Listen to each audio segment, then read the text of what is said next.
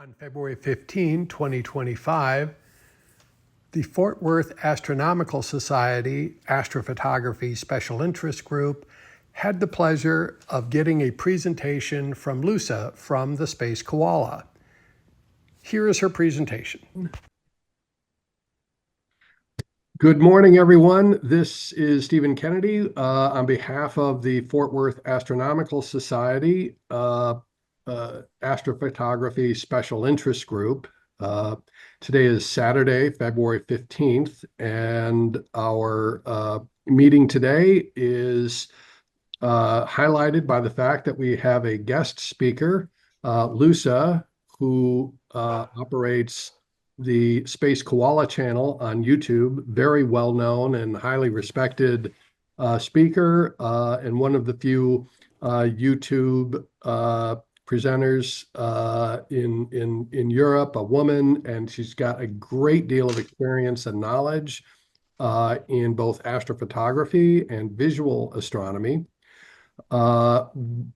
We are one of the oldest astronomy clubs in the country. Started in, I think it was 1949 approximately. And we are one of the largest with over, with all of the family members, et cetera, with over 300 members, I think it is now, if you count all the family memberships, et cetera. And also very active in the community. We host numerous star parties every month and monthly club meetings, and we organize all kinds of outreach events. We have the Young Astronomers Group, and we do our best to educate people and bring the wonderful hobby of amateur astronomy and astrophotography to as many people as we can, and that's what we're trying to do today. So without further ado, I want to introduce Luca with the Space Koala channel. She has a presentation for us, and I would ask that if people have questions, either wait till the end and then present them, or put them in the chat. We'll try to keep track of those as well.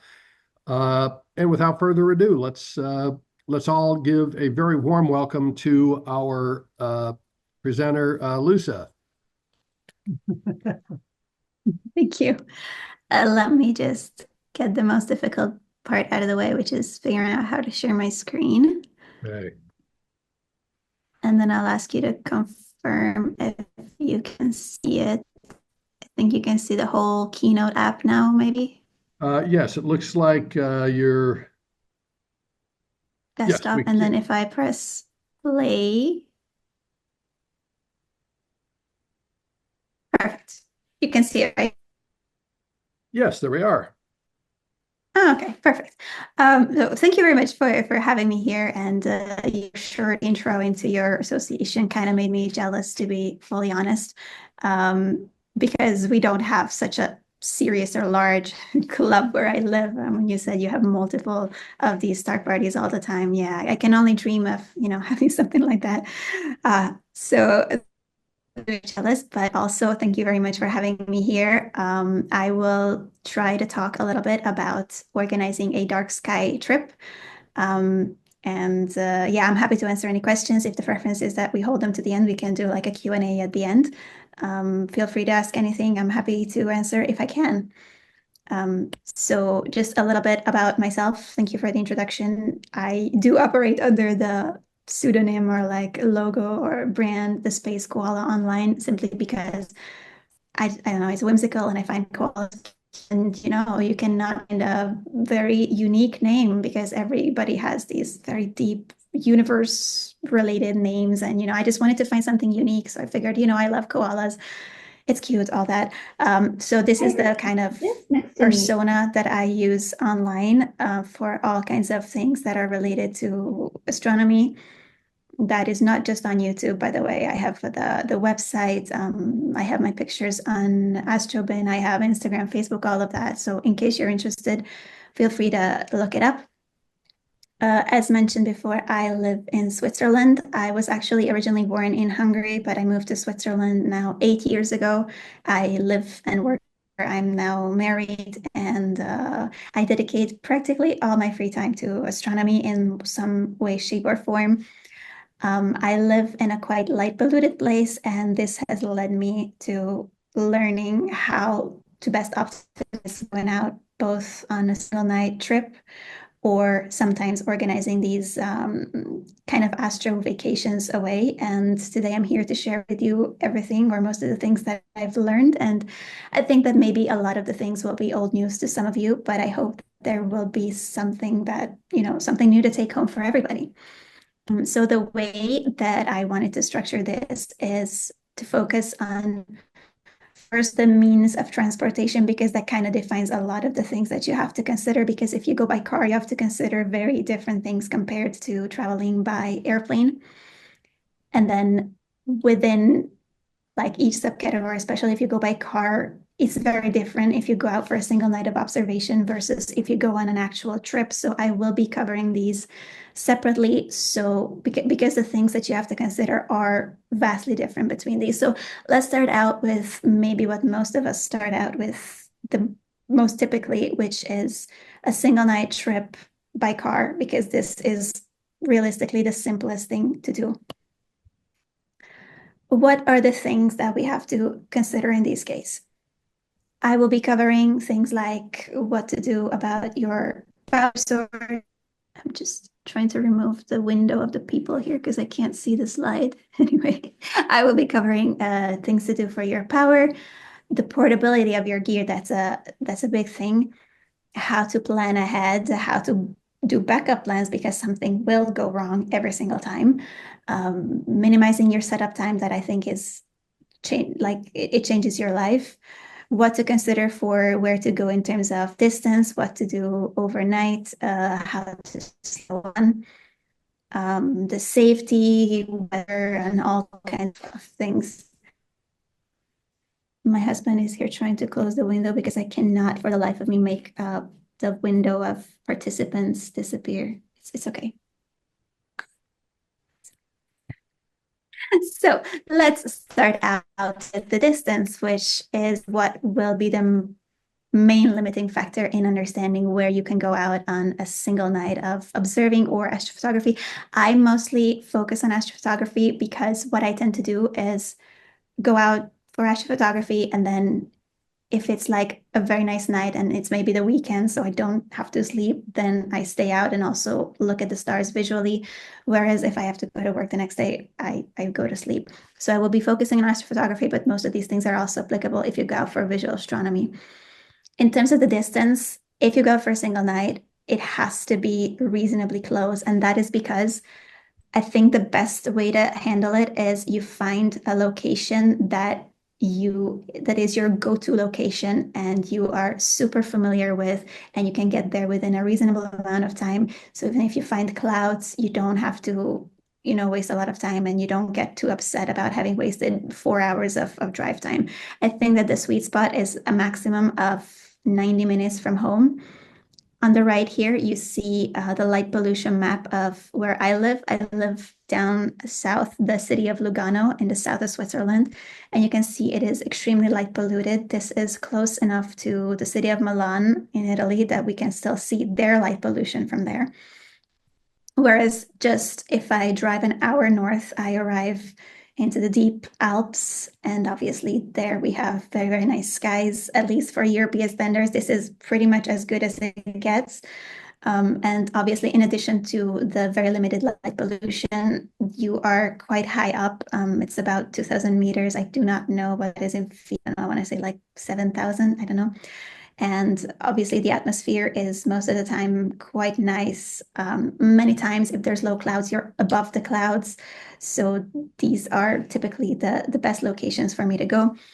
In this distance, you have to consider that it has to be worth your time, even for a single night, even if you can only image for a few hours.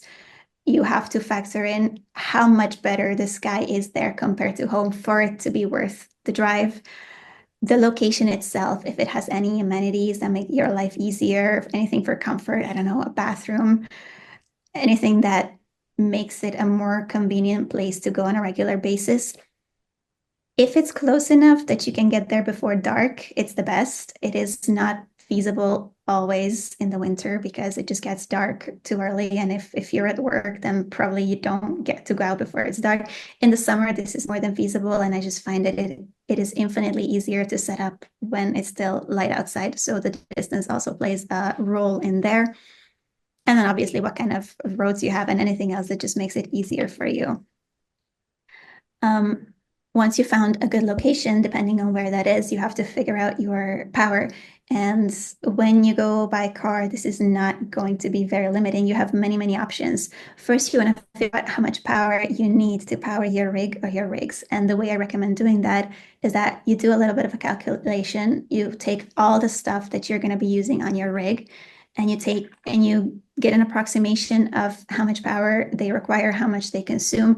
That includes your control system, like your computer or ASI Air, your mount as well. If you're going to be doing astrophotography, your mount is probably going to be consuming less versus if you do visual, because if you're slewing all the time, that just consumes so much more electricity if you're constantly doing a go-to versus just slowly tracking the sky. What kind of camera you have? If you have to be cooling your camera at 100%, that's going to consume a lot of electricity versus having maybe a not cooled camera or a DSLR that will consume very little. And then everything else that doesn't consume a lot, like your guide camera filter wheel and so on, but they do add up. And more importantly, the reason you have to consider all of them is because your power source has to support not just the total amount of electricity that you are consuming overnight of the entire session, but it has to be able to provide enough electricity for the peaks. Because otherwise, if your setup is trying to get too high of amperage, you risk that your battery's voltage falls and the whole thing just turns off and you lose a lot of time trying to set up again. So you need to set it up in a way that your power sources is able to support these peaks. And then I think a good rule of thumb is to be very generous, and whatever you calculate as a number of your total consumption, your power source should be able to support maybe 150% of that, because something will go wrong and you don't want to be left out there without power. In terms of how to get this correctly with you, you have multiple options. I think old school or like classical option is to get a car or a motorbike battery, just have it a bit modified so you can plug it into your rig. This is a very low cost option, and obviously it provides you a ton of electricity. It's a bit less convenient from other points of view because these batteries were not designed to give you a steady flow of electricity over a long period of time. They were designed to be able to aggregate a lot of electricity at once because it is used to start a car. That said, they can still be used, but they are bulky and they are heavy. Then we have the dedicated power station, and I think that is the option that most of us tend to use nowadays. And these are these lithium ion or lithium polymer batteries, like the one you see here at the top right. I use one of these, and I can highly recommend that. And they are less bulky. They're very easy to carry around. And many times they're done in a way that you can just plug in one of those DC cables directly. There's no need to do any sort of transformation after that anymore. If you have an electric car, which I do, and I do only because of astronomy, by the way, so that I can sleep in the car. I've started doing this recently, that I plug my rig up directly into the car's 12-volt battery. Because if you have an electric car, that's just a giant power bank that you carry with you at all times. And it is by default always charged if you're going to go out to the mountain. So what I did is I bought a voltage stabilizer, which keeps the voltage very steady. So I can just plug in my telescope into my car, and it's just one less thing that I have to think about. And I think if you have an electric car, this is a very convenient option as well. Obviously, if you're lucky enough that your location has AC power, that's the easiest thing ever. You just need a lot of extension cords potentially to make it arrive to your telescope, but that is a lot of your problem solved because you will always have enough electricity.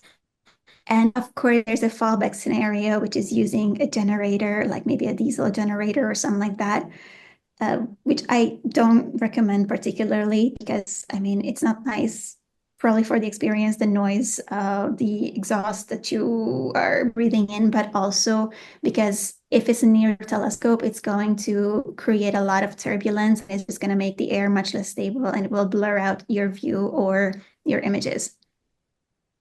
Here, I just mentioned the exact model of the dedicated power station that I use. I use an EcoFlow River Pro, and this one provides 756 watt hours. And this is enough for me in general to power 2 nights. So it gives me plenty of power. Of course, then it also depends on the temperature. If it's cold outside, my rig uses less power because of the cooling. However, batteries also perform better. And I mentioned portability before, and I think that this is one of the things that make it more likely for you to go out. And a lot of the things that we'll be mentioning throughout will be focusing on how to optimize your life because the easier it is for you to go out observing, the more frequently you will be willing to go. If it's not a painful process, but something that is easy, you'll be more likely to go. And one of these is to make it as portable, as optimized as possible. In terms of weight so that you have to move. There's quite a few things you can do. Um, Not harmonic mounts like the AM5, but also many other models have become so widespread, and I exclusively use harmonic mounts.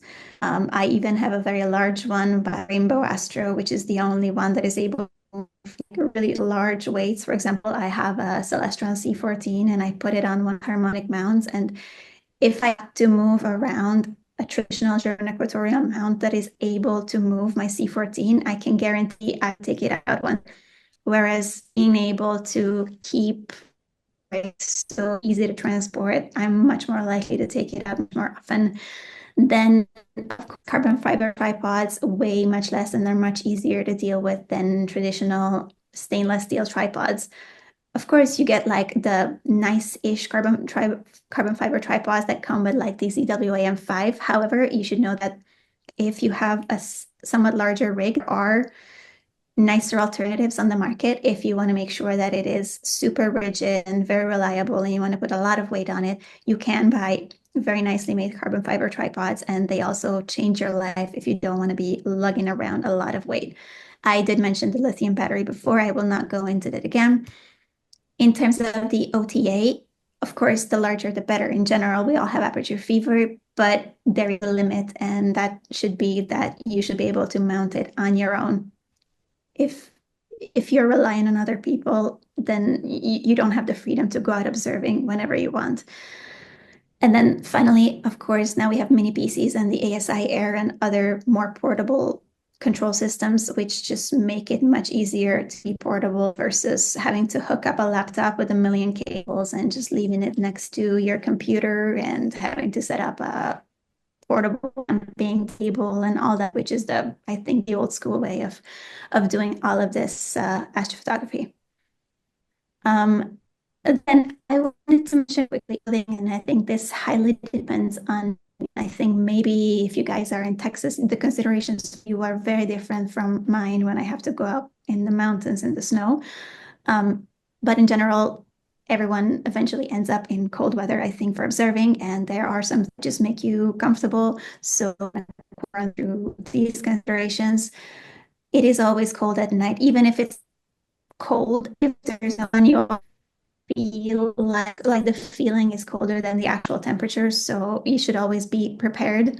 And you can always take off layers versus you cannot put anything on that you didn't bring with you. In my case, I always have to be prepared for snow because up to July, there is some snow up in the mountains.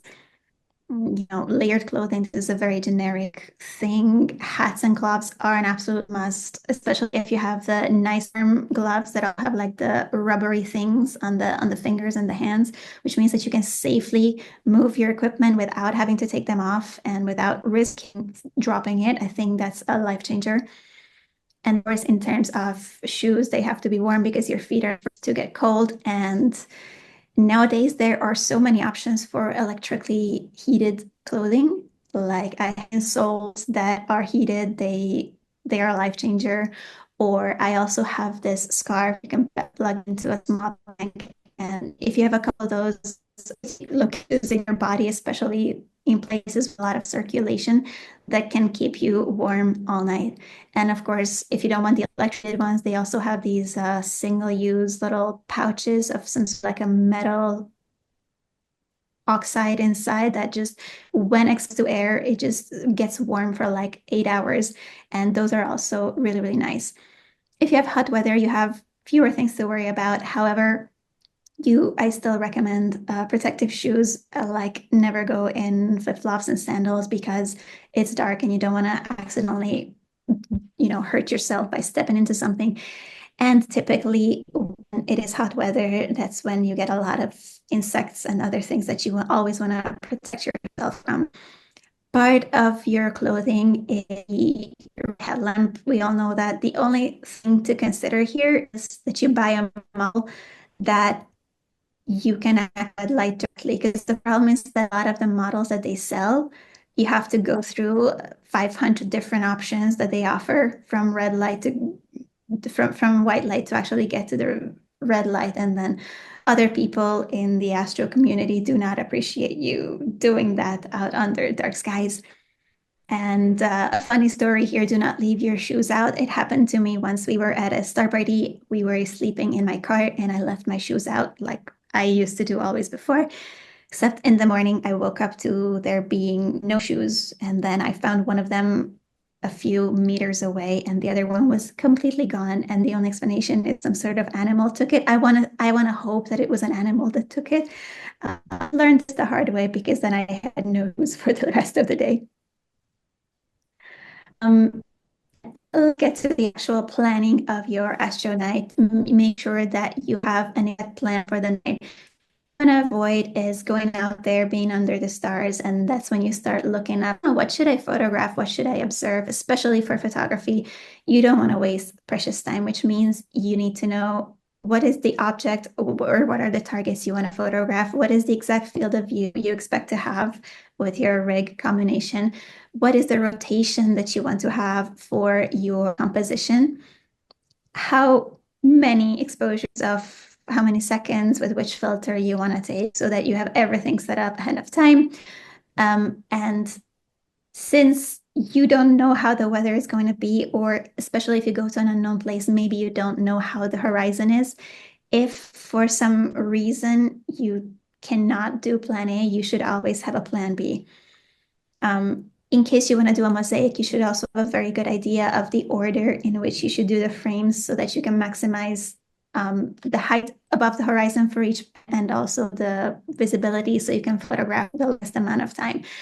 I think a generally good idea is to have a desired target list. I have a long list of targets that I want to photograph. Every time I see something online that I really like, I look up which is the best month to photograph it and I file it under that month so that when I'm not sure what to photograph that night, I can just go back to my list of desires and I immediately know what I can do without having to sit there for hours wondering what I should photograph. Um, Something that has to do a little bit with planning and being pessimistic is, if possible, I recommend doing your flats at the beginning of the night. And that is because you don't know what the future brings. And if there is a shower or something really goes wrong, or you have to go home or your bed runs out despite all the precautions, you risk losing all of your frames because you're not going to be able to calibrate them because you cannot take flats. So whenever it is possible, I try to start out with flats at the beginning of the night because then even if I only manage to collect 2 to 3 hours, and then something goes wrong, at least those 2 to 3 hours can be calibrated and correctly. And a little bit for the wet forest considerations. Of course, we're going to go out if it's cloudy or rainy. The only thing to consider because I'm a very small rig that is stable, huge factor. And especially if not with the place that you're going, you don't know the typical wind conditions are something to consider ahead. If you want to be using a large scope, and especially with larger focal lengths, the seeing and the jet streams are a huge factor. If you want to look at the moon or the planets, especially, this can be extremely blocking. The temperature is also something you have to consider, and the humidity in combination of the two, so you know if you need to do anything for dew protection for your instruments. Since nobody can see the future super accurately, I recommend checking multiple sources. This is what I do. And then if everybody's optimistic, then I go out. If everybody's saying that the weather is bad, I stay home. And then if it's like in between, then I kind of try to decide and see how optimistic I am. I think that sometimes you have to risk it, because if you only go out when it's guaranteed to be clear all night, you will not go out as many times as you potentially could. So I think that realistically, for me, if I go out 10 times, maybe once or twice I will find clouds, and I'm okay with that, because you have to risk it sometimes to get those very, very nice nights of weather. This ties in also with the distance. If you don't have to go super far away, you should be able to decide last minute if going out or not, especially if you're portable. I sometimes leave my telescopes and everything in the car, so I can decide last minute, I'm going to go out, and then in 30 minutes, I'm dressed and I'm out. In terms of safety, there are two things to consider. One is your safety. You should always notify someone where you're going to be and what you're doing, just so they know. If you're going to be staying in your car or somewhere where you're sleeping, always lock yourself inside. And if there's people around, also, I recommend using privacy screens on the windshields and the windows of the car. Depending on your location, you should be aware of any dangerous animals that you might have, which I think maybe if I don't know if your area there's like snakes. I think there might be. You should be aware of that they're there. And realistically, as most animals will never try to harm you, but you should be aware of them and know what to do. If there's like snakes or dangerous insects, you should just be very careful that you don't like step on them or do something like that. In my case, we see it on the news all the time that the population of wolves is steadily increasing in the mountains. And I mean, of course, it's a scary thing, but I've looked it up, and they're the most peaceful animals ever, and they're never gonna come and attack you. But I think it's best to be aware. And if you see a pack of wolves, maybe I will go into my car. I mean, even if they're not as cute as in this picture, the problem is that when you see one of these cute cubs, there's probably also a mama wolf out there somewhere. So I think it's always better to be aware of them, and then whatever you're aware of is less scary. In general, if you have the chance of going out with a buddy, it's not just safer, it's also much more fun. And I think we all have the same experience with that. The second consideration is for your equipment. Depending on the location you go to and how safe it is to leave it out potentially if you go to sleep. There are these options that you can buy on Amazon that are these bike or bicycle alarms that are anti-theft. And essentially, the way it works is you fix it on your instrument, potentially, like preferably on the part that doesn't move, so maybe on the tripod, and it has an accelerometer inside. So the moment somebody moves it, it creates the loudest, most obnoxious siren sound that you can imagine. So that gives you peace of mind if you need to sleep. What tends to happen there is that you will be the first one to forget that you put it there. So the morning when you move it to put it away, that you will hear that obnoxious siren sound. However, especially if it's a place where there's a lot of people going around and you want to have peace of mind, I think it's a good idea to have. And then also, there are a lot of different insurance policies available that you can take out to secure your items, not just against theft, but also accidental damages.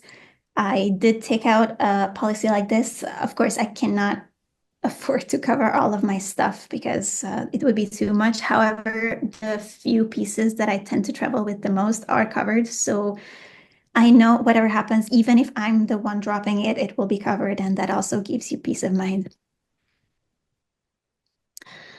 In terms of sleeping, I have already mentioned this a lot. Um, of course, one option is that you don't sleep, that you stay up all night. It's the nicest option, but it is a luxury for many of us if we have to go to work the next day and we do astrophotography. So if I go out during the week, I sleep in the car, which is probably the most convenient option for most of us. Of course, you have a camper. If you have a camper, that's nicer. And then you have all the comfort that you can imagine. Or if it's not too cold, of course, you can also sleep in a tent. In all of these options, you should just aim to make it the most comfortable you possibly can. I have a mattress in my car, for example, and if you can have your heater or an AC running, regardless of the fresh air in the car, that just makes it so much more comfortable overnight.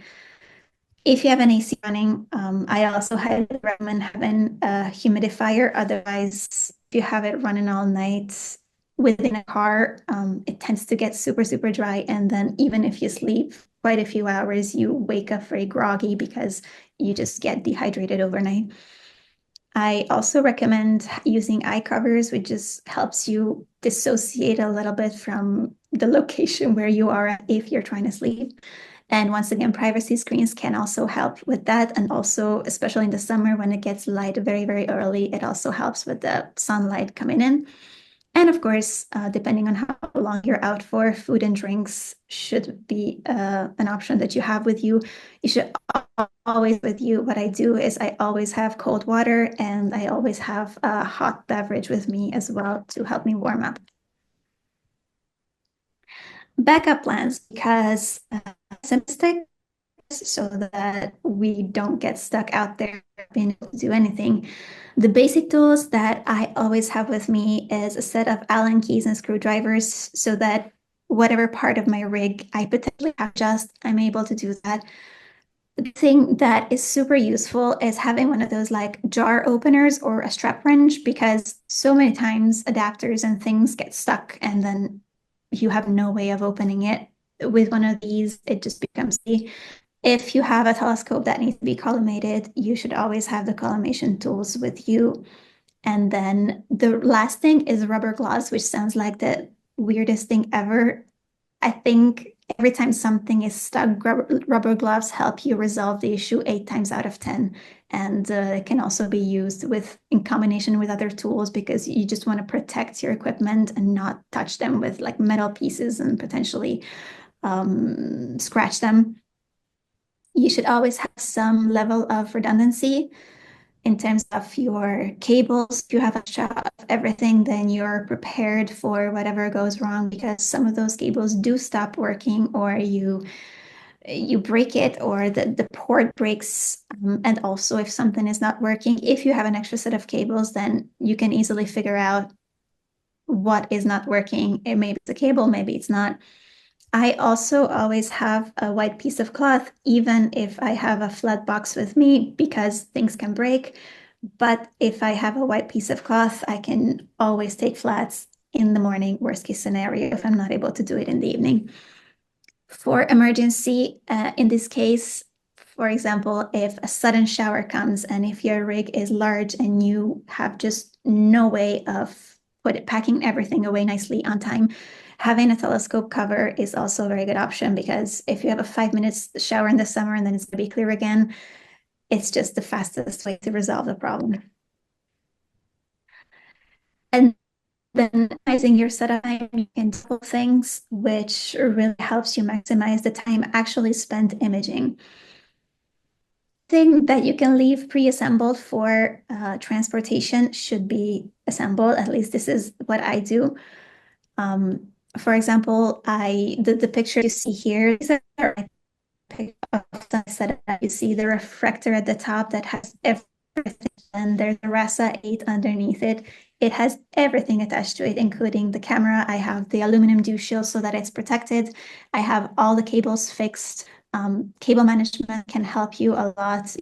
You can buy these cable routers and clips and everything, just make it very neat so that if I have to use one of these OTAs, literally all I have to do is place it on the mount and connect three cables, which is one cable for powering the mini ASI, one cable for the mount, and a power cable for the mount, and that's it. So this is the fastest way to set up something.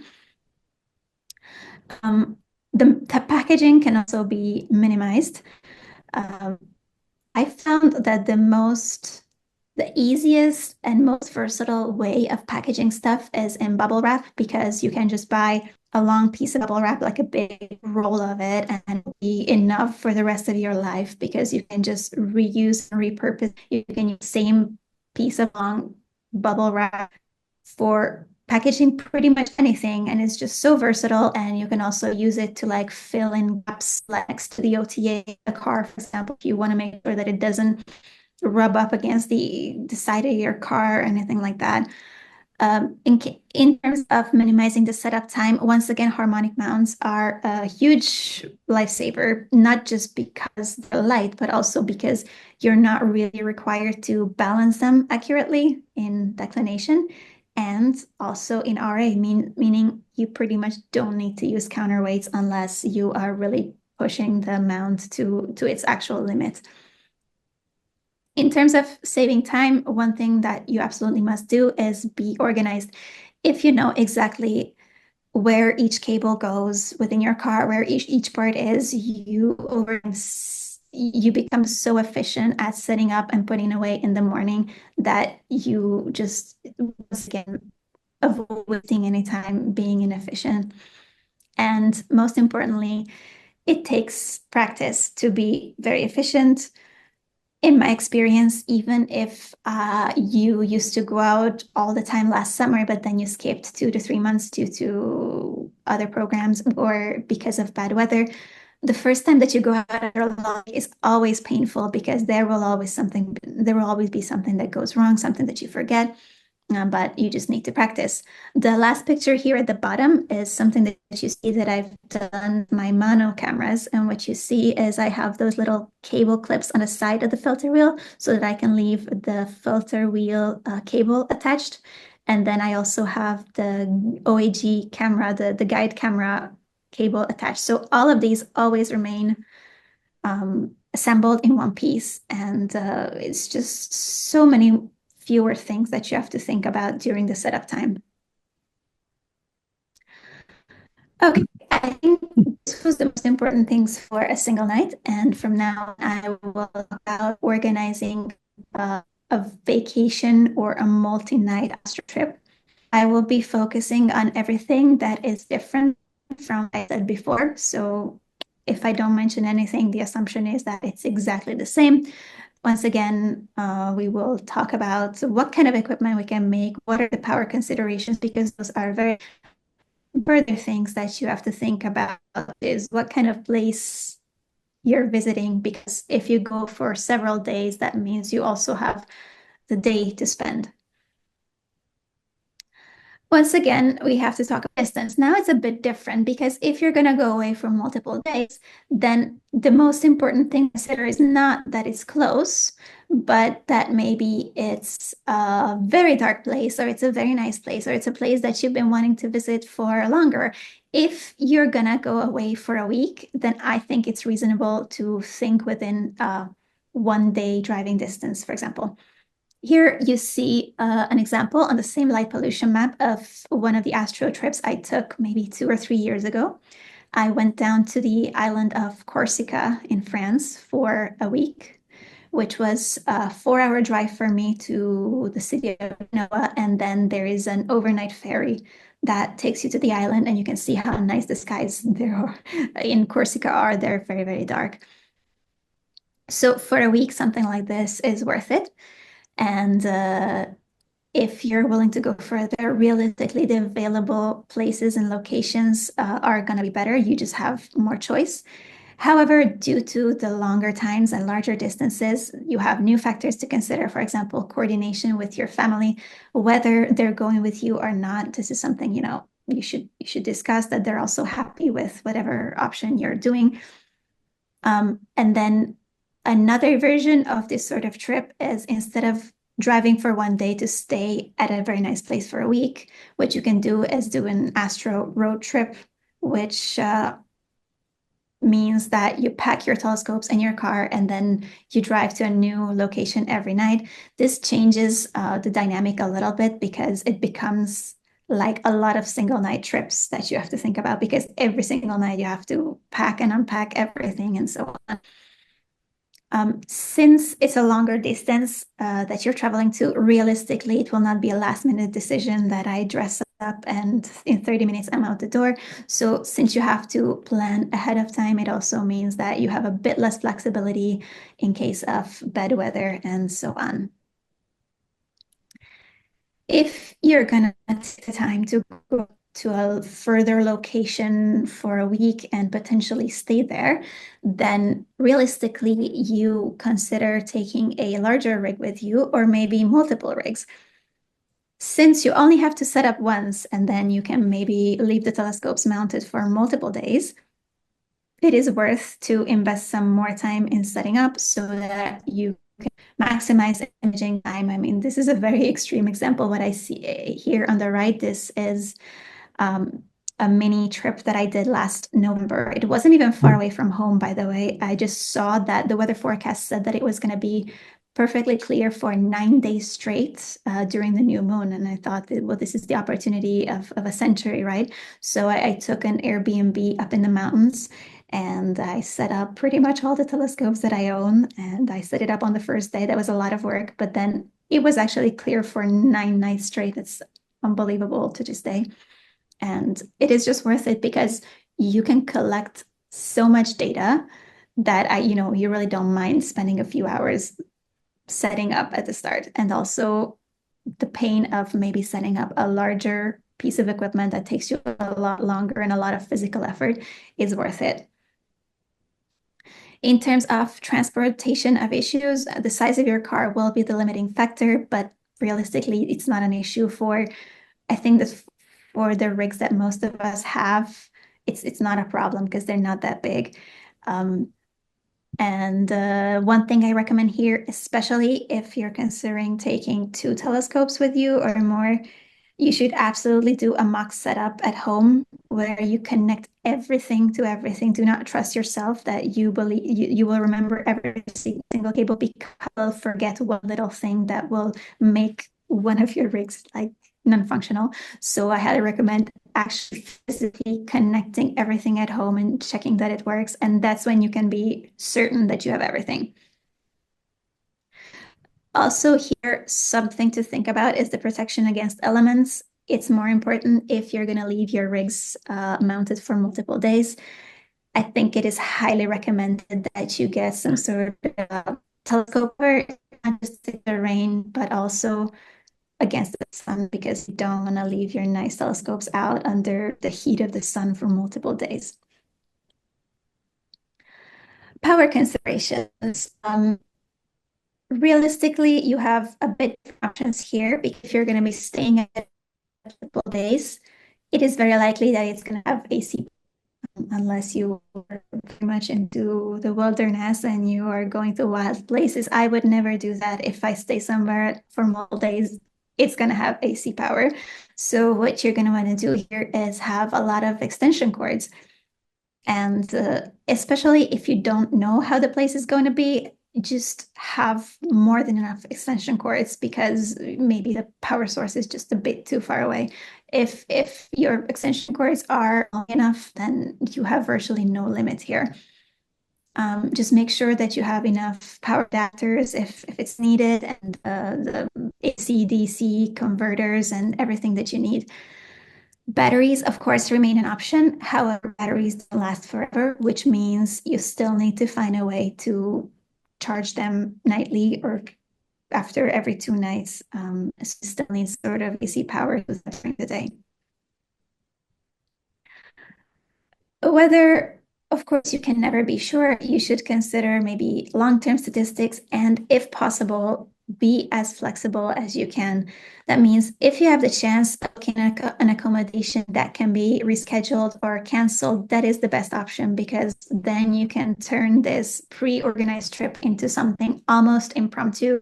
You can decide maybe a day before if actually going or not without actually losing any money virtually because you're not driving, you didn't have to buy a plane ticket. And if you can just reschedule the accommodation, this is the best option. So the general idea is plan as early as you can, but confirm last minute if possible. I don't know what kind of weather apps you guys use. There's a website called Medio Blue, and this one actually is completely free, and you can check the weather forecast for 14 days ahead. And it is, I mean, it's not always on point, but it is relatively reliable. So what I do is if I enter into the 14 days of the period that I'm interested in, if it says that it's going to be rainy all week, then I know that it's going to be rainy all week versus if it says clear the whole time, then I can realistically believe it and I can book maybe a week-long trip or maybe a long weekend. And the other nice thing on this website is there is something called a where to go, where you can say, this is where I am, this is how long I'm willing to drive. And it tells you the place with the best weather within that radius up to, I think, 500 kilometers, I don't know, 300 miles or something. That is very nice for like a long weekend. If you know that this weekend I want to go away for 3 days, you go to where to go and it tells you literally what is the best place without you having to look up every single place yourself. You have to consider the cost. Obviously, if you go away for multiple days, then it becomes a somewhat costly hobby, even more than it is already by definition. Of course, it will depend on the location where you go, the distance, because with longer distance, you have to pay more for gas. But there are ways to save money if you want to keep this low cost trip. You can self-catering is always an option almost everywhere, and you can really save a lot of money. And in general, it's just, you know, it's a matter of your preference because if you bring as much as you can from home, then these are very low cost things versus if you want to make it more into like a chill vacation, then you can turn it more into like a vacation style thing and you go out to eat. So I think that it really depends on your preferences and it can cost as much or as little as you like. Since we have multiple days to spend at our location or locations, we want to consider multiple things. The first thing is obviously when choosing it is the astro friendliness, which is things like having an open horizon, because where I live, we have very, very dark places, but some of them are at the bottom of a valley. And that means that most of the sky is invisible. And I would never want to go to a place like that. And this is something that just looking at the light pollution map, you might not consider. In addition to the mountains and stuff around, you also want to consider buildings and trees and anything else that can, if you have a very nice place, but there are these tall trees all around you, that really inhibits the amount of stuff you can do. So I recommend really looking when you make your plans. Obviously, dark skies, I don't even think I have to cover this one. We all want as dark as possibly can. Then wind. If it is a very open place, which is good for the open horizon, it could be an issue for the wind. So if you have an open location with a typical direction of wind and you have a building behind which you can set up, that means that you can clearly see 3/4 of the sky. And I think that's the best possible setup because you're always going to have some wind, I think. Good seeing conditions, of course, you cannot guarantee how it will be, but there are some factors that you can control, like height in the mountains. You generally have better seeing, and there are some seeing statistics as well. This should be considered if you want to do high resolution imaging. AC power available, yes, I think we covered this multiple times. If you go to a location that satisfies all of these requirements, you are very likely to meet other people that have found that location with the same reasoning, which means it's the best place to find an astro buddy. It happens to me many times that I'm out in the mountains and I meet somebody new. Most recently, at the beginning of last week, I didn't even see that guy. It was dark, and I noticed was I was looking at a computer and a new Wi-Fi popped up, and I was like, "Who is that?" And I started looking around, and I saw some faint LEDs in the distance. So I went and I saw that it was another guy, and he was taking some Milky Way shots. So I think it's these places are also super nice ways to meet new people with the same passion. During the day, you have to spend your time. I mean, unless you want to sleep all day after observing all night, especially if you go with your spouse or your family, you want to find a place where there are interesting things for them as well. Um, for example, landmark, depending on the interests of, I mean, there's no way to give a general rule for this. Depending on the interests, you want to consider maybe things that are within a 1 to 2 hours of driving distance, so you have something fun to visit every day. If you're going to go with your spouse or your family who is not maybe into astronomy, I think that this is a very important factor to consider, because if they have a good time, then you're going to go also next year. If they don't have a good time, you're not. So I think that you have to keep everybody happy so that everyone has a nice time, and you spend some nice family time together. A good example that I can think of would be maybe a farm style accommodation in a rural place where you have the basic comfort and services, but it is dark enough, you have the AC power outside, and you have a couple of things to do within a 1 to 2 hours distance. This gives you a lot of flexibility and everyone can be happy. And even if the other people that you're with are not super interested in the stars, you get to do your stuff at night, and then you visit the local attractions during the day.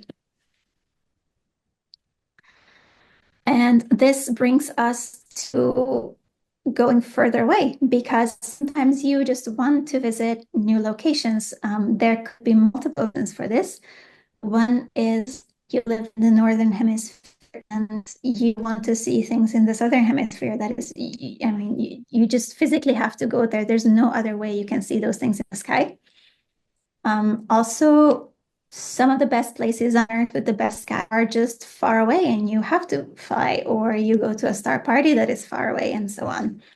So I will focus on what is different about traveling for astrophotography by plane, and the plane is a very important factor here because it will limit most of the things that you can do. So once again, we'll go over many of the same considerations, but with different conclusions as well. That becomes the most daunting of tasks here. Let's start out with the power once again. The big limiting factor in traveling by plane is that there are a lot of regulations on what you can bring on a plane. And if you ever try to travel on an astro trip with your setup, then you found that you cannot bring your power station with you or your car battery or anything. Um, I've researched this a lot, and there seems to be an international agreement, which seems to be that you can take 2 100 watt-hour batteries or power banks per person. This could be enough for certain uses. You can power a small equipment. You can even power a small harmonic mounts. You can actually buy these power banks that you can connect to one another. It's called daisy chaining. Essentially, you connect one to the other, and then it becomes one large battery that works together. And then you can use that to power whatever you want. Obviously, these are not an option for cooled cameras because they just consume too much electricity. One thing, if you don't know that this thing exists, is if you can of course buy these mini batteries that have a 12-volt output. Those are usually overpriced and not the best option in terms of being cost effective. However, you have many very nice options of power bank, which provides USB-C PD, which is USB power delivery. This is a protocol of USB-C. And you can actually buy on Amazon these 12-volt trigger cables. And what this is you plug in USB-C, and then the other side is essentially a DC power cable. And this transforms the output of the power delivery to a 12-volt trigger cable, to a 12-volt power source. So it means that you can use one of these power banks directly on your mount, for example. It is super convenient if you want to be affordable as possible. There are limits of this, which is you can get a maximum of 5 amps out at once. Realistically, if you want to power something with two tiny banks, you'll be using more than that anyway. This is really your only option in terms of use if you want to travel with it. An option in certain places where you go is renting a battery, which is unfortunately not as common as I wish it was.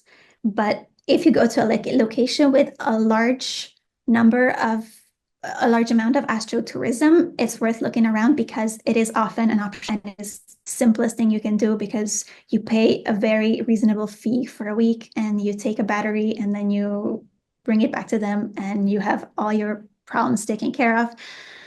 If it is not an option, something that I have done before is I bought a battery at the beginning of a long trip and I sold it at the end. You lose some money, but it is still infinitely easier than anything else you can do. If you know exactly where you're going to go, AC power could also be an option. And of course, that is very, very simple. It is unfortunately not always an option, but there are places where you can do it. If you travel abroad, something you absolutely have to be sure of is that you have the correct adapters for the local plug. Of course, we have to think about the ticket costs and the allowances.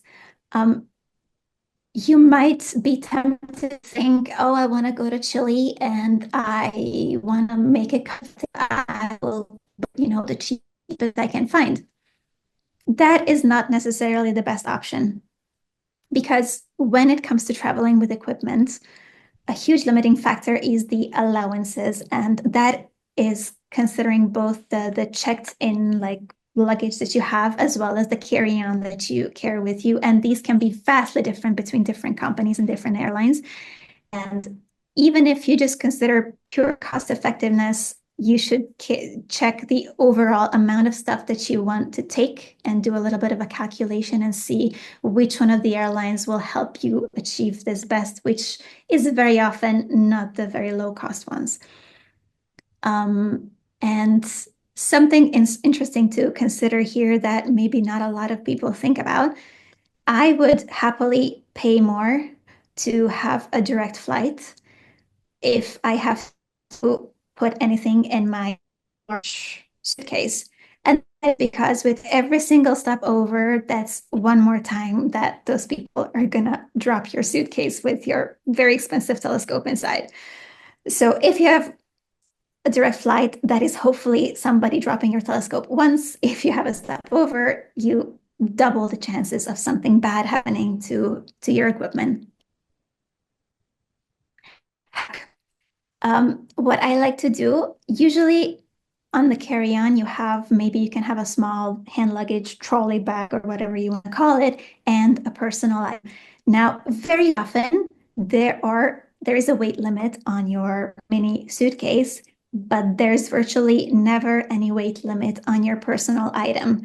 And so what you want to do is select the most expensive but heaviest and relatively small things and put those on your personal item.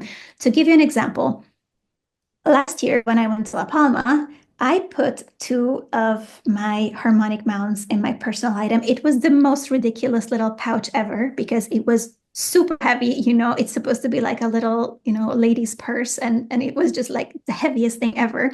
But it was like half of all the weights that I had to carry, and in this way didn't contribute to any of the weight limits. The other benefit is that it travels with you at all times, so you don't have to package it super safely because it's always going to be with you. So you know that you have to take care of and you don't have to use up a lot of space in with bubble wrap and all sorts of protection. For the hand luggage, there is usually a stringent weight limit, which some companies enforce, some companies don't, but you have no way of knowing this ahead of time. And I would never risk being over the weight limit because the last thing you want is that they tell you that you're over the weight limit and you have to check it in. And then potentially you have your most expensive stuff in there. So I would be really careful not to be over the limit and just not risk that. Um, you should, I usually tend to have my more expensive slash more fragile things there. So cameras every time, everything like filter wheels. And if you have a small refractor that stays within the weight limit, that is also a good option to keep in there. And then finally, your checked item here. There are some limits with some companies, but the general rule is you can take as much as you're willing to pay. So there's no hard limit there. Realistically, the amount of stuff that you want to take, you can probably take with you. The drawback here is that it doesn't travel with you, so you have to trust it on other people, and they will be dropping it, and they will be, they don't know what's inside, so they will not be as careful as you would like them to be. But with some items, you just have no choice, like larger or mid-size OTAs, you have to leave in there. Tripods, adapters, cables, those are the things that you don't even mind because they're not going to be damaged. It's really the larger OTAs that are a big issue there, but sometimes you just have no choice and you just have to pad it really well. The recommendations is that you should be very pessimistic and assume that somebody will be dropping your bag. That means that you should pack your stuff accordingly. Of course, you can buy these like the Pelican cases or generic industrial padded toolbox cases. At the top right, you see one of these that I did. I made that years ago for when I was traveling a lot with my red cat. Today, I don't do this anymore because these pre-cut sponge things are not the most versatile because it means that if you want to take a different camera, you upgrade something, the holes that you cut out will no longer be the correct shape. So what I do now is I leave the outermost layer of the little sponge thing and at the top at the bottom. So you have this bag, which is mostly empty with a little bit of sponge on the side, and everything else goes bubble wrap. I mentioned before, that's the most versatile way of wrapping stuff, in my opinion. I think that's how you can max the amount of stuff you can bring with you. You should always make sure you fill out all the available spaces. If you have enough bubble wrap, you can use that space for your clothes, other soft items. You just want to make sure you have absolutely no movement whatsoever. If you don't have one of these padded cases, but you travel with a suitcase, you should place your OTAs in a way that your dial bars are providing extra support against the direction which it can be pressed, if that makes sense. For example, if you have Newton or Schmidt's scope and you have two dovetail bars on it, those at the top, bottom of the suitcase, that even if nobody will jump on, you won't. But your OTA is perfectly protected because those dovetail bars are just much more rigid than the itself. For your peace of mind, place an air tag in the suitcase so at least you can track where your telescope is. I tend to do this, and then I can be anxious for the rest of the trip when the air tag location is not updating. But I think it's a good idea for peace of mind as well.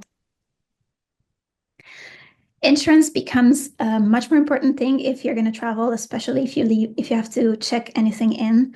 I really think it's worth getting an insurance policy. Even if you don't have like a long-term one, you can get a travel insurance policy. If you pay a bit more, you can specify the amount of stuff that you want to have protected. Of course, you still don't want anything to happen to your equipment, but at least if something does, they will, reimburse you, and you do have some peace of mind also over this. Comes to weather, we can't just talk about weather, we have to talk about climate because if you travel far away, it is going to be so different from your current location. So it requires a lot of research, including the best time of the year. If you know that you want to go on a dark sky trip to Namibia, for example, you should see which is the time of the year that is the best to go, because a lot of places have like maybe a rainy season and a dry season. Obviously, you want to go during the dry season. Even in the dry season, the seeing conditions sometimes can change depending on the typical, wind that there is. There's so much information online regarding this about all these most popular locations out there. It's really worth noting. Also, especially if you're going to go to like the southern hemisphere, you want to image specific objects, you should consider which time of the year your targets of preference are. If you want to image, I don't know, the Large Magellanic Cloud, but if you go during the time of the year when it's the lowest in the sky, that doesn't make a lot of sense. So it's a lot of research to be done, but realistically, if you're going on one of these large trips, this is also something that you're gonna plan ahead of time. So you have time to do all that research. You can check historical data, you can maximize your chances, but there is never any guarantee. And that is just something that we have to accept. You could be very unlucky and just find bad weather. And this is a sad thing, but it's part of the hobby, right? In terms of choosing location, other things are what we already said, obviously light pollution and seeing conditions and the astro friendliness. In addition to what we already said before, here the possibility to rent equipment even more welcome, as if you cannot take your expensive stuff with you, or you simply don't want to risk a situation where maybe you can rent some stuff. Even if you take your German equatorial mount with you, if at least you can rent a counterweight. I mean, conceptually paying to carry weights like blocks of metal with you just for weight, that just doesn't make sense. So you should look into maybe renting at least some of the things that just don't make sense, bringing with you from home. Mm, I highly recommend, in addition to the places where they advertise themselves as being the most astro-friendly place ever, looking at actual reviews. And I'm telling you this based on my experience. We took a trip last year to the US. I actually went to Texas to see the eclipse, and then we turned that into a long road trip visiting so many nice places. And in addition to visiting the national parks during the day, obviously, I had my telescope with me. I wanted to do astro at night. So I looked at the most astro-friendly places ever. And this is how I looked it up. And I ended up in one of these glamping places that was advertised as like, I don't know, see the stars, whatever. And then the sky was beautiful. And I went out at night and they had like a string of lights that were lighting up the entire sky. And so I asked the reception, maybe can you turn it off? And they said, well, no, it's a safety hazard. And I thought that was ridiculous. They advertise the place as being like astro-friendly stargazing, and that they cannot turn the lights off because it's a safety hazard. That was very disappointing. So now I know that I have to look at the actual reviews written by other astronomers and astrophotographers, because that's the only way you're going to know if a place is actually good for this purpose. If you want to do Milky Way photography, something else to consider is the variability of the landscape, because that's the only thing that changes with the Milky Way, right? So that also gives you different considerations for the type of location that you want to go to. Once again, daytime means activities. Oftentimes, if you go to a faraway location that is very friendly, that is very popular with astrophotographers or astronomers, these places tend to have a lot of astro-related activities also in the daytime. If you go to La Palma, if you go to Chile, these are the best places on Earth for astronomy, and therefore they have professional observatories. Many times they let you visit during the day, but oftentimes you have to organize yourself, or you have to, book ahead of time. But these, I think, for all of us astronomers, these are the most exciting places, to Sometimes they also let you join the daytime and nighttime observations, and that is also super interesting. If you're a foodie, you want to check local things you can try, local food and whatever. Or if you're not a foodie and you're a very picky eater, you want to make sure that you go to a place where you can find stuff that you like. And once again, other activities goes without saying, local interesting things and landmarks and hiking opportunities depending on your interest. And here, I'm actually done with the part of the presentation. So what I would like to show you my pairs from these two trips that I already mentioned that I took last year. One of them was to La Palma in Spain. I will start out with that. Inside, you can see the island of La Palma. You can see the huge crater in the middle because this is a volcanic island and a lot of the landscape is actually formed by the volcano. And on the right-hand side, you can see me with a giant telescope that I got the chance to rent there. It was a 28, 28 or 30-inch Dobsonian. And, combine that with the beautiful dark skies of La Palma high up in the mountain. It was just an unforgettable experience. And, I saw deep sky objects that I could never dream of seeing visually from where I lived. The timing of my trip here was no accident. This was at the end of September, beginning of October, and I had actually booked it already in January. And that was because there was already some anticipation of the cut of the century, right? It was the Sachin Shen, I never know how to pronounce it, the big comet of last year. And this was when it was near the sun and it was made like it was expected to be super bright. So obviously that's when I went. And actually on the first morning after we arrived there, we went up to the top of the mountain. It was super low in the horizon, so it took some preparation to find a location on the island where you have a very clear view of the east. And what you see here is the bottom, the black is the island itself. Then the white is what they call the sea of clouds, which is just the layer of clouds that is there virtually permanently because this place is very particular in terms of geography. They have a double inversion layer in terms of the atmosphere. And between these, at the border of these two layers, you have this permanent cloud cover. So you can always go above that. And that's where you have the most beautiful, pristine skies ever.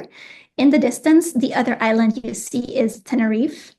And then in the middle, you see the comet itself. It was so beautiful. And then you see the sun already coming up. But it was a very, very beautiful sight.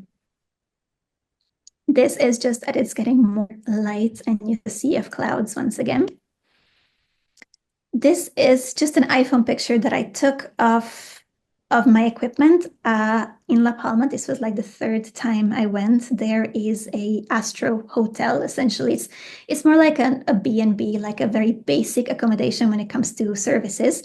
But everything is focused on astronomy, which means every single room comes with your own observation platform. It has red lights, it has AC power, it is perfectly level.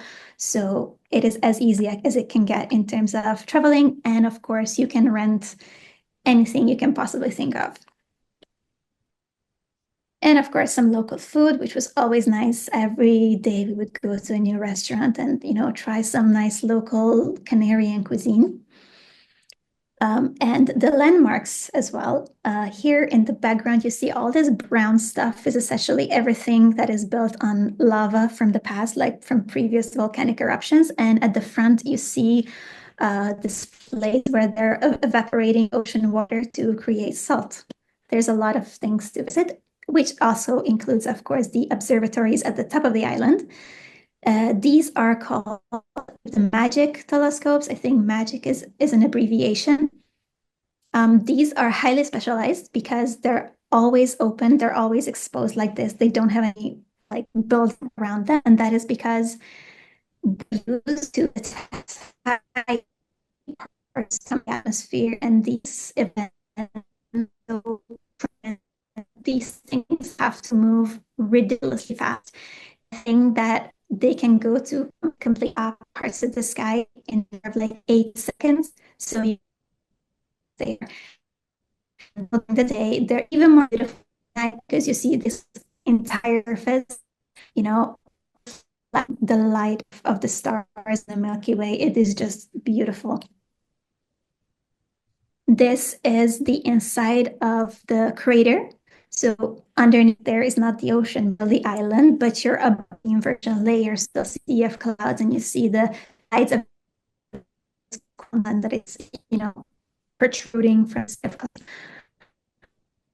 And island very astro friendly.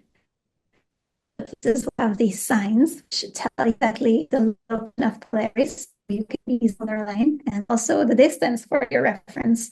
There's just a lot of fun little whimsical things because the whole island is so, focused and obsessed with astronomy because there's literally nothing else to do there.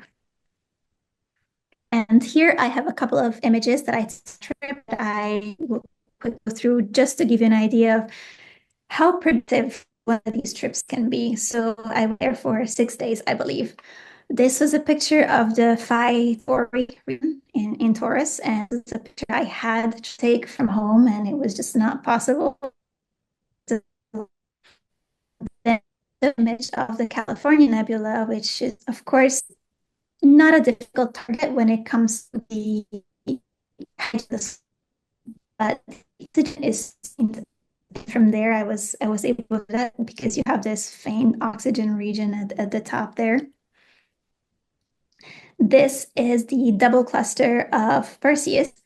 And obviously here the interesting part is the hydrogen in the background. Then this is M7. These are some of the favorite parts, some of my favorite parts of the sky image where you have these small windows into the core of the galaxy where you don't have a lot of dust in front of you. So you can really, all of these were taken with a small refractor, by the way. You can really, make literally a million stars visible in a single image. And I just love looking at them. Then this is the Lagoon Nebula and an M20, a similar region of the sky. And it's just, I went for a very classical, here it's the colors. I like doing this natural color style. Some of it's cropped because of the aspect ratio of the slide. Then this I took with the C8 that I took with me. The Pickering's triangle part of the Veil Nebula. And then the Sculptor Galaxy, which from my home in Switzerland, it is way too low above the horizon. La Palma is like 28 degrees north, and I live 4 degrees north. So it is like a 20-degree difference, and it just brings a lot of objects high enough to image that I can't do from home. Same goes for the Helix Nebula from Switzerland. It's pointless to even try because maybe there's like half an hour a night when it's high enough, whereas from La Palma it was more than doable.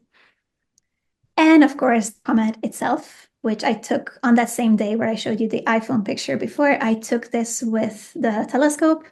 It is 3 images of 30 seconds, one with the red, one with the green, one with the blue, and that's all it took. And it was just, and it actually got me my first image of the day on Astrobin as well, which was making me even more happy.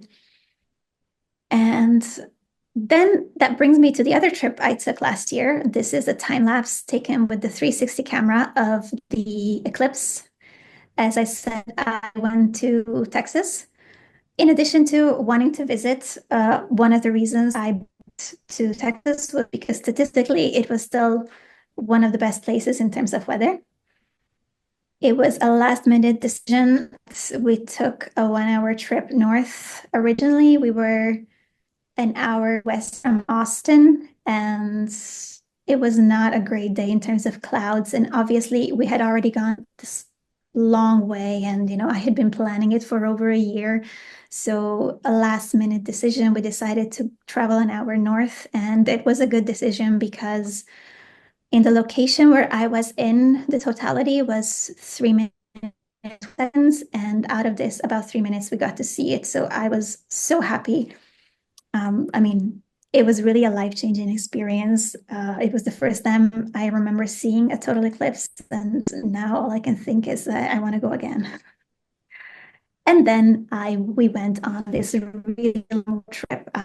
We flew into Houston when we arrived, and we came back home from San Francisco, and that whole distance we drove. So you can imagine, it was a long trip. We got to see so many beautiful places. This is stuff that with me, the industrial pelican case type of thing on the right.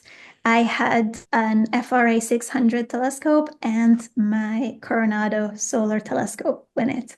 So it was a lot of stuff to take on a plane, but packaging this way, nothing happened to anything. Everything arrived safely and I had no issues whatsoever. I don't know if this fragile thing that I printed and put on made any difference, but I like to think that it did.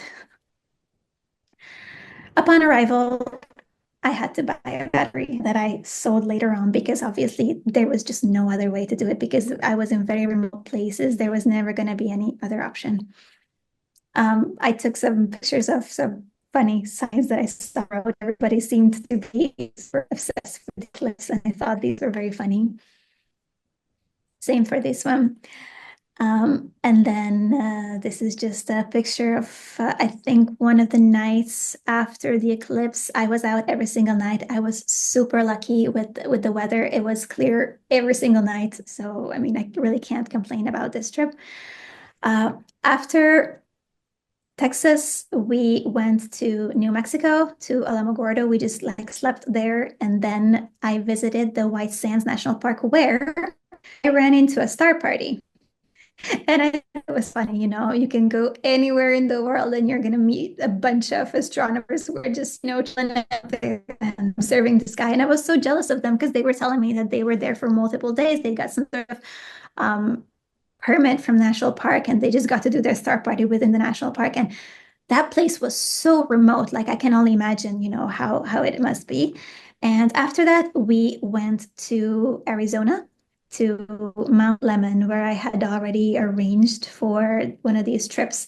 And that visit to Lemmon Sky Center was so nice and it was done so well. And we got to observe the sky through the 32-inch, it's called the Schulman telescope, I believe. It was 32-inch that was, set up perfectly, collimated perfectly with very nice eyepieces. And I saw some deep sky objects that I had never seen that way before in my life. Like this is just a quick photo into the eyepiece, and this is literally what it looked like to my eyes. I could see the colors within the Orion Nebula and all that. In addition, we got to see planetary nebulas. You see so much structure. Saw Betelgeuse during the day. It was crazy to me.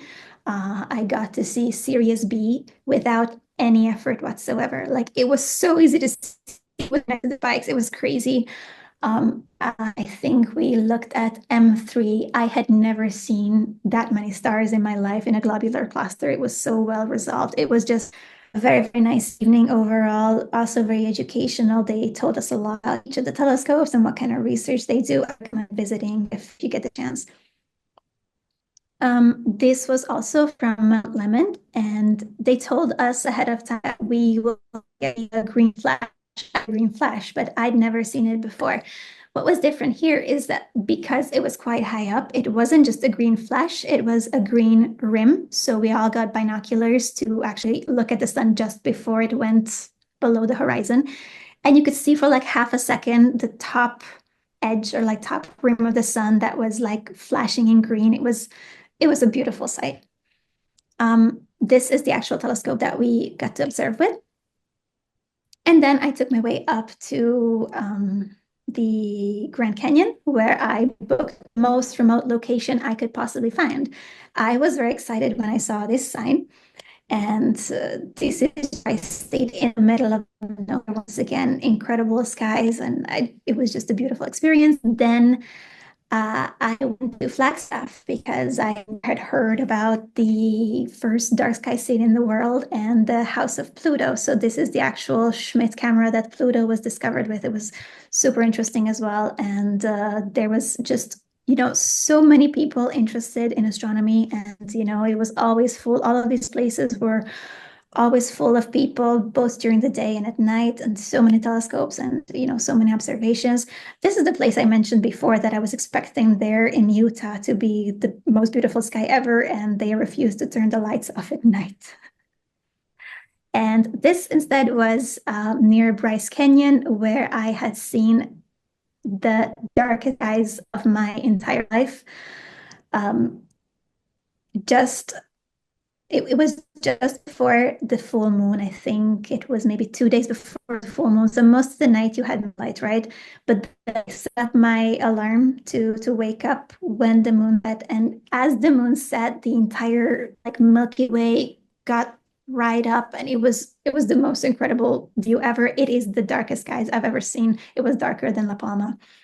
This is just a self photo of my camera shooting the Milky Way. And then some more observatory, Griffith Observatory in LA. I thought it was so nice because the whole thing was free and attracts so many people and gets them interested in astronomy. I haven't made that here. And just some pictures that I took. This was the Comet 12P that I took from Alamogordo, just at the edge of the desert. This I was surprisingly good for next to the city. Then the Blue Horsehead Nebula. Um, I don't think this one has a name. I called it, I think, pointy thing. I don't know. I just saw this on Sky Safari when I was looking at what to observe. And this is something I can't see from home. It was the edge of like a filament. And I thought, well, why not image it? And it's one of my favorite pictures ever. What's interesting about this is what I took from that location that I just told you about at Bryce Canyon. This is less than 2 hours of data. And it's amazing what you can achieve when the sky is so dark. Then some white Milky Way shots. This is from facing Bryce Canyon. And of course, it didn't look like this to my eyes because it wasn't as bright, but this is exactly how it felt, if that makes sense. No over exaggerated processing and hydrogen alpha, just, the color of the sky as you see it with your eyes. And of course, the itself, I have the diamond ring just before totality, and then I have a composite of diamond ring and the corona as well.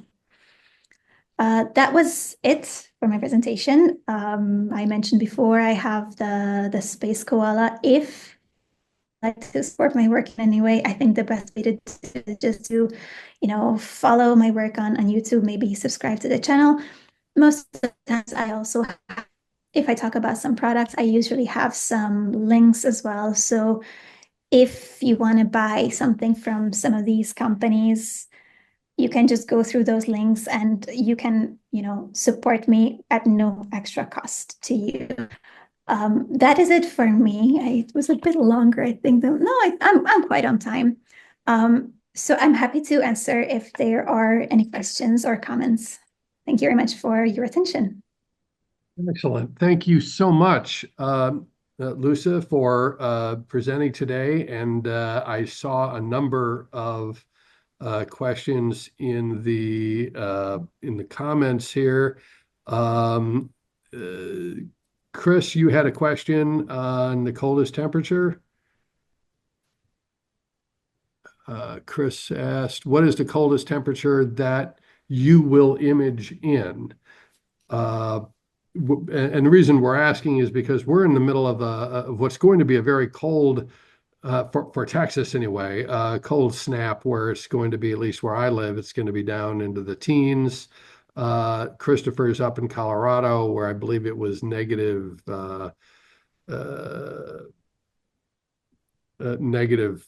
14 or something, or negative 24. Worse than that, Stephen. It was minus 23 Fahrenheit, which is minus 30 Celsius. Oh, so I was about to say I don't do Fahrenheit, so I wouldn't know, but that is very, very cold. Yeah, it was too cold. No, I mean I would really say not go out in that cold because I mean I love the stars, but there is a limit. The coldest that I have imaged in was January 2023. There was the green comet. We went up to the mountains. It was a very interesting trip because everything is snow covered, but this place organized this trip with these snowmobiles. So they would bring you up on the snowmobile and they would also take your equipment. So that was super interesting. It was minus 18 degrees Celsius. I do not know how much that is in Fahrenheit. Maybe somebody knows. Um, but it was so cold. Like, I could only do it because there was a place with heating, and then you could go inside maybe every hour for 10 minutes to warm up a little bit. I don't tolerate cold very well. Well, I certainly understand that. I don't either. Chris had an interesting, didn't you have an equipment failure due to the cold weather, as I recall, Chris? Yes, my Ioptron mount will work down to about -4 Fahrenheit, which is -20 Celsius. But below that, the gearbox froze. That was the night. It was -23 Fahrenheit. And I came out in the morning and found the scope pointing into the ground, which is not normal. Um, But not normal and for you. I don't know. You were just but observing some southern hemisphere objects. that's right. No, it was a northern hemisphere outfit. It was just on the other side of the Earth. That's right. Fortunately, nothing got damaged, and I got it back up and running during the day when it would warmed up to about -10 Fahrenheit. Um, oh, sorry, not That is so -10 to 10 disappointing Fahrenheit. because imagine being so committed that you're out in that cold weather and then you're getting. Yeah. Well, I'm just doing imaging in the backyard um, of the Oh, okay. house, so I'm warm at night, but the scope is not. Time to invest in some heater pads. I actually tied, those little toe warmers you get for skiing. I tied those around the mount, and that helped one night. There you So, go. All right. And Lonnie had, although he's online here, he had asked where in Texas you visited. He's got a ranch close to the center line. Lonnie, do you want to address that directly? Yeah. Well, yeah, she actually answered it. So you ended up a couple of hours north of Austin, it sounds like. So Um, you were in so my area. the place where we stayed for a few days.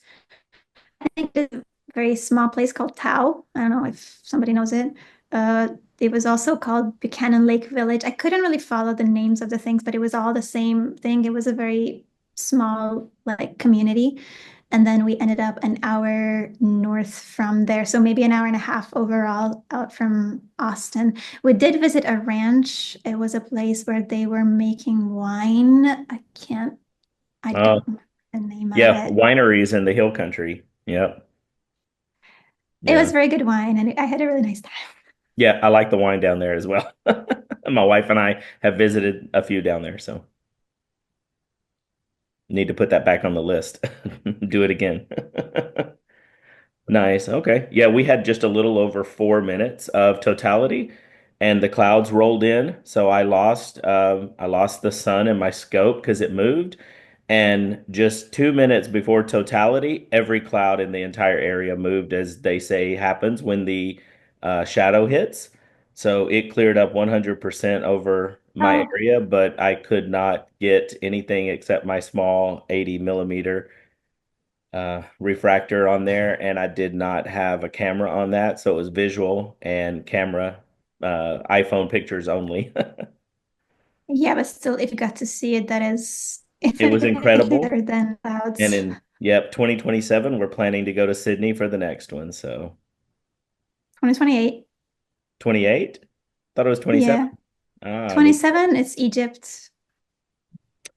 I need to double check my information. Thank you for calling that out. We're actually planning, hoping to go to all of these. 2026, there is one in Spain, but it is super low above the horizon.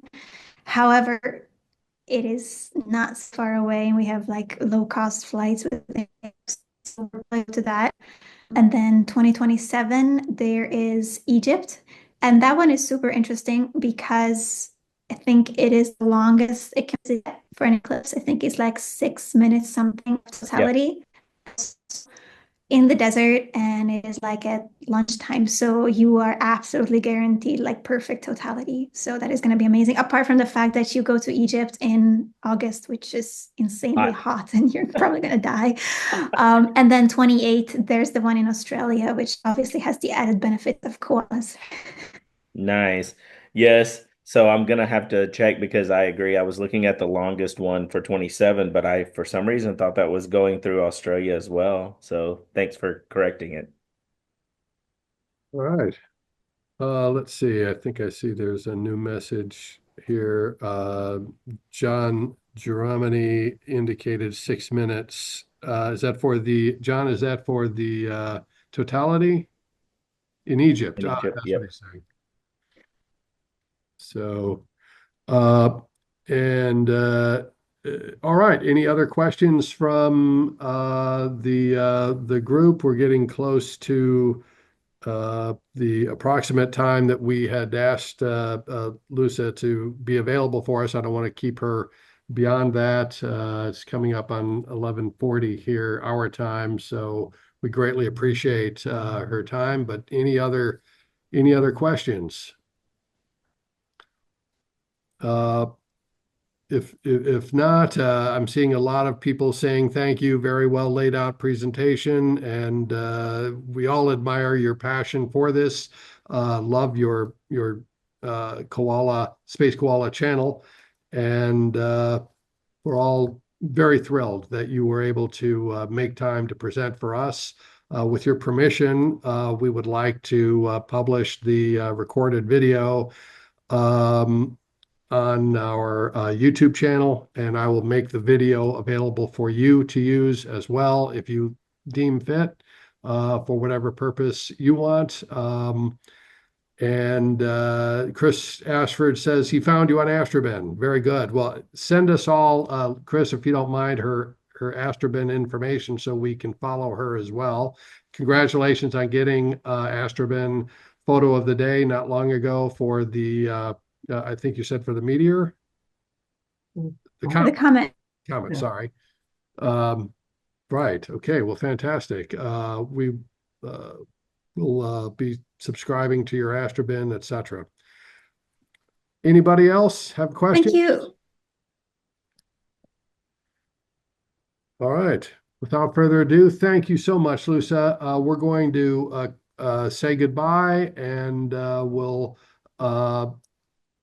wish you clear skies. Thank you very much for having me, and it was nice talking to you all. And I also wish you all good guys, and have a nice day. All right. Thank you all Bye. very much. We're Bye bye. bye bye, everybody.